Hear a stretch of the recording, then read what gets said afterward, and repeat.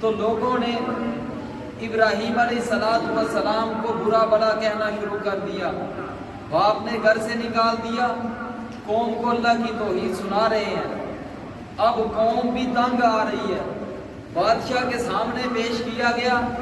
جب بادشاہ کے سامنے گئے، بادشاہ نے اللہ کی توحید سنا کر اس بادشاہ کو لاجواب جب کر دیا، پھر بادشاہ نے اعلان کر دیا کہ یہ ہمارے علاقے کے اندر نیا آدمی آ گیا، نیا دین لے آیا ہے، اس کو جلانے کے لیے میں اعلان کرتا ہوں تاکہ ہر آدمی بالن دے اور اس ابراہیم علیہ السلام کو جلایا جائے۔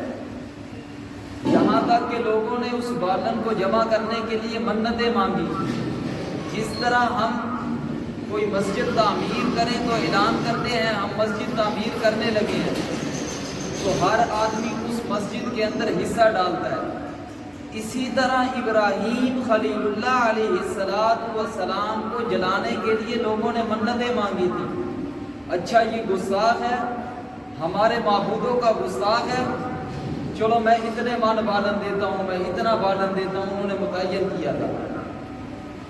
لیکن اللہ کے پیغمبر پرواہ بھی نہیں ہے، مسکرا رہے ہیں۔